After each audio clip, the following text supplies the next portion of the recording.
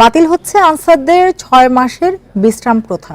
রোববার বিকেলে সচিবালয়ে এই কথা জানিয়েছেন স্বরাষ্ট্র উপদেষ্টা।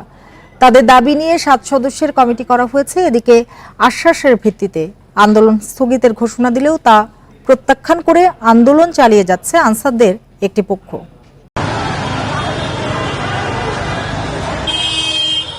যে গত 2-3 দিন ধরে আনসার সদস্যরা এয়ারপোর্ট রোড সহ দেশের বা বিশেষ করে ঢাকা শহরের গুরুত্বপূর্ণ পয়েন্ট তারা আন্দোলন করছিল, তাদের চাকরির স্থায়ীকরণ, জাতীয়করণ, এই সমস্ত ইস্যুতে।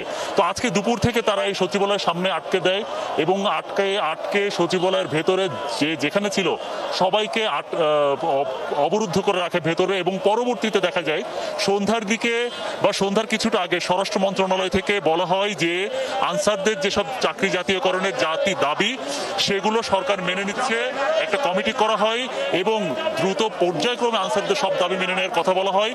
এই সময় এই আলোচনার জন্য আমরা দেখেছি যে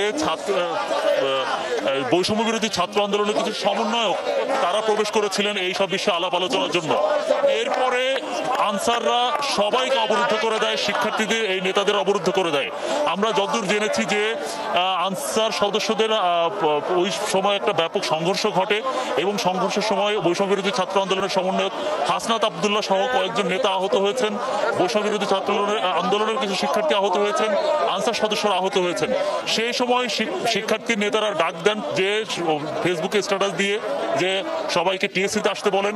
হাজার হাজার শিক্ষার্থী তখন টিএসসি থেকে এই সচিবালয়ের দিকে চলে আসে এবং পরবর্তীতে তারা আনসার সদস্যদেরকে এই যে ভেতরে যারা বৈষম্য বিরোধী ছাত্র আন্দোলনের সমন্বয়ক যারা আটকে পড়েছিলেন তাদেরকে সরানোর জন্য, তাদেরকে বের করার জন্য, এই সচিবালয়টা অবরুদ্ধমুক্ত করার জন্য শিক্ষার্থীরা লাঠিসোঁটা নিয়ে আনসারদের সদস্যদেরকে সরে যেতে বলেন। তখনই আসলে মীর হাসান এখানে বড় ধরনের সংঘর্ষ বাধে।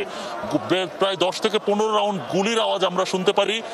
আপনি পুরো রাস্তায় দেখতে পাচ্ছেন যে এরকম ঘণ্টাখানিক এরকম সংঘর্ষের পরে বিপুল পরিমাণ সেনা সদস্য এখানে মোতায়েন হয়। সেনা সদস্যরা তারা এপিজি কার্ড নিয়ে এবং প্রায় শতাধিক সেনা সদস্য এখানে আসেন।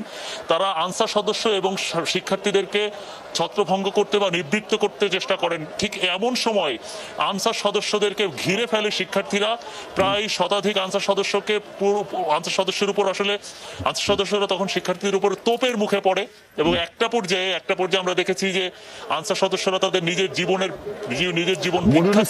পরিস্থিতি কি এখনো নিয়ন্ত্রণের বাইরে? এখানকার আইন শৃঙ্খলা পরিস্থিতি আসলে কে নিয়ন্ত্রণ করছে? আর শিক্ষার্থীরা কেনই বা বারবার এভাবে বল প্রয়োগ করছে? এরকম কোনো প্রশ্ন সেখানকার সমন্বয়ক বা কাউকে জিজ্ঞেস করার আপনার সুযোগ হচ্ছে কিনা?